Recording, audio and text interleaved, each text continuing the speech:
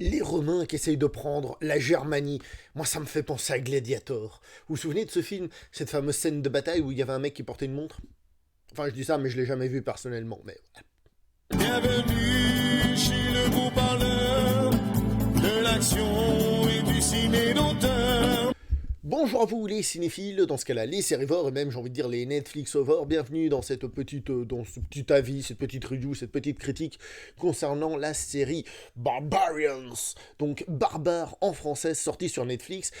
Quoique j'ai dit Barbarians, mais en fait c'est une série allemande et ça on pourra pas enlever ça à Netflix, c'est que Netflix a permis au public de plus naturellement regarder des séries d'origine diverses, et entre autres des séries allemandes qui semblent fonctionner, évidemment pas toutes, hein, mais qui semblent fonctionner auprès des spectateurs.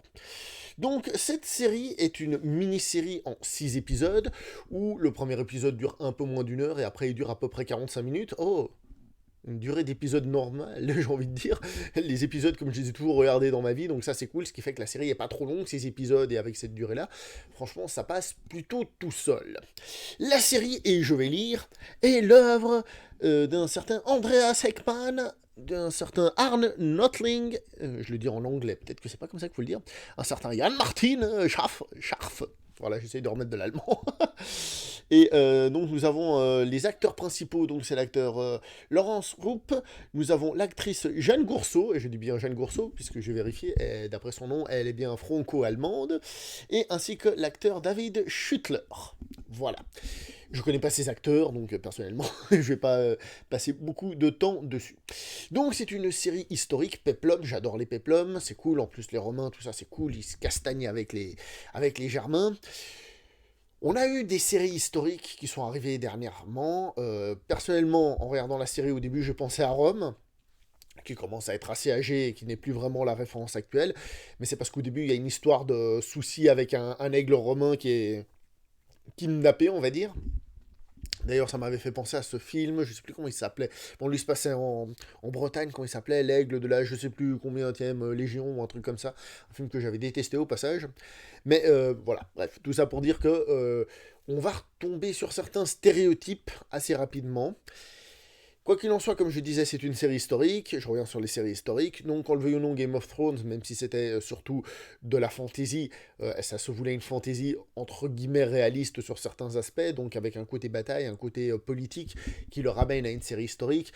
Il y en a eu d'autres comme évidemment Viking, Last Kingdom, bref, c'est une série qui est vraiment dans cette continuité-là. Et au niveau du budget, je trouve que c'est plutôt bon. À aucun moment on ressent un manque de budget. Alors oui, bon, évidemment, ça se passe sur une bataille réelle qui a eu lieu dans une forêt, donc on aura beaucoup de décors de forêt. Ça se passe dans quelques villages, donc on a un décor de village peut-être qui est filmé différemment, je sais pas combien ils en ont fait, mais un seul pourrait suffire. Et on a un camp romain, voilà, ça se limite à ça.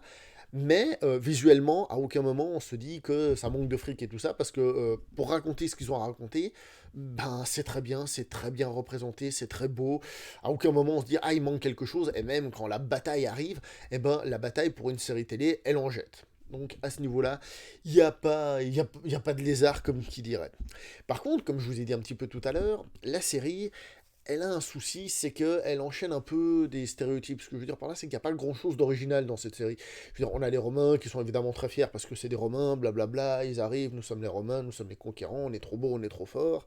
Et vous, vous êtes des Germains, vous êtes des barbares, vous habillez comme des barbares, ho ho ho, il faut unir les peuples, essayer de se battre contre les Romains, blablabla. Plein de choses qu'on a déjà vues et qui n'est pas traité de manière spécialement originale, mais quand on aime bien, ça passe bien. Cependant, on peut aussi dire que la série passe beaucoup de temps à parler de... Comment dire ça bon, les personnages passent beaucoup de temps à parler comment dire ça, de créer une cohésion, etc., etc. Mais c'est entre guillemets un petit peu longuet et ça manque peut-être un peu de drame, ça manque un peu de puissance pour réellement être hyper efficace sur la durée, puisque finalement, comme vous l'avez vu, hein, au vu de la durée des épisodes et de la série en elle-même, c'est plus un long film d'une certaine manière que réellement une série télé, on va dire classique. Et donc, du coup, ça manque peut-être un petit peu de drame et de choses pour nous maintenir en haleine. Attention, j'ai pas dit pour autant que c'était mauvais et qu'on s'ennuyait. C'est juste que ça manque un petit peu de puissance. Le personnage principal, lui, il est intéressant parce que c'est quelqu'un qui est tiraillé entre, on va dire, ses deux papas, on va dire ça comme ça. Mais je trouve que, bien que ce soit intéressant, qu'on se demande s'il va trahir, pas trahir, enfin, qui va-t-il trahir surtout, etc., etc., eh bien, encore une fois, je trouve dommage qu'on ne ressente pas plus sa souffrance interne par rapport à ses souhaits et à ce qu'il ressent. Ça se ressent à des moments, c'est montré même clairement à des moments, mais c'est pas assez impactant et c'est tout petit peu dommage à ce niveau-là. Les acteurs eux-mêmes, je les ai trouvés corrects dans la série. Je vais pas vous mentir, j'ai pas été transporté non plus, hein. Je trouve que certaines fois il y avait des passages un peu surjoués, un petit peu exagérés. Mais en règle générale, c'est plutôt correct, ça passe plutôt bien. Et donc voilà, on passe un petit moment agréable devant cette série, qui, si vous aimez les peplums comme moi, passera toute seule. Alors, à la fin de la série, donc, on a réglé un peu l'événement historique. Je ne vous dis pas spécialement ce qui s'est passé dans cet événement historique, parce que si vous ne le savez pas, bah, peut-être qu'il y aura des surprises. Mais quoi qu'il en soit, avec la fin de cette série, on a donc, pas moi évidemment, mais des journalistes ont demandé aux auteurs de cette série s'il y avait une saison 2 qui était prévue. Et voici donc la réponse de Jan Martin Schaft qu'il a donnée pour le Business Insider Deutschland.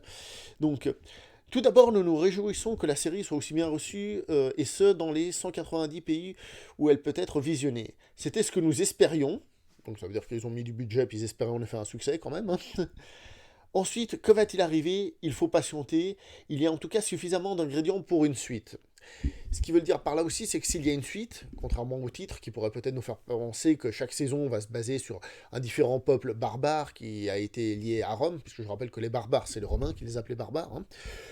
On aurait pu espérer ça, mais en fait, semble-t-il que non, ils vont rester avec les mêmes personnages. D'ailleurs, il y a une autre personne, c'est la présidente de Gaumont Allemagne, productrice exécutive, qui avait donné deux, trois détails. Elle dit que dans la saison 1, nous fouillons les conflits personnels et psychologiques des personnages principaux, et seulement certains d'entre eux seront résolus à la fin de la première saison, laissant une foule de matériaux à exploiter encore pour les épisodes futurs. Donc voilà, pour dire que si vous avez beaucoup aimé, il y aura sans doute une seconde saison. Et j'espère que si seconde saison il y a, bah justement, ça va devenir un petit peu plus fouillé au niveau des personnages et des intrigues. Je sais pas comment ils vont évoluer, puisqu'ils sont partis d'un principe de base historique. On verra comment la série va évoluer, et nous verrons tout ça, sans doute avec un certain plaisir. Pas le plaisir du siècle, mais un certain plaisir. Voilà, donc juste un dernier petit détail que j'ai oublié de dire, chose intéressante, j'allais dire les Allemands. Les Romains dans le film, hein, le national-romanisme, dans ce film, ils parlent en latin. Par contre, les Germains parlent en allemand. Je suis pas sûr qu'ils parlaient l'allemand comme ça à l'époque, mais quoi qu'il en soit, c'est plutôt cool d'entendre le latin, cette différence de langue, etc., etc. Et je profite aussi pour encore un dernier petit détail. En fait, c'est une série qui se passe à l'époque, mais on voit dans le comportement des gens, la manière qu'ils ont de réagir, de parler, de s'exprimer, mais pas tant dans les mots, hein, plus dans leurs actes, dans leurs sentiments et tout ça. On se rend compte qu'on est quand même dans une série très moderne, qui n'essaye à aucun moment de coller à une mentalité d'époque ou à une manière de faire à l'époque, etc., etc. On est vraiment en train de raconter un événement historique, mais d'un point de vue moderne, divertissement actuel. Voilà, avec ça j'ai à peu près tout dit, ce que je voulais dire je crois. Donc du coup je vais m'arrêter là pour cette vidéo, j'espère que ça vous a plu, n'oubliez pas le like, le partage, la cloche, l'amour, etc., etc. Portez-vous bien et faites l'amour, pas la guerre, hein. Allez, ciao tout le monde.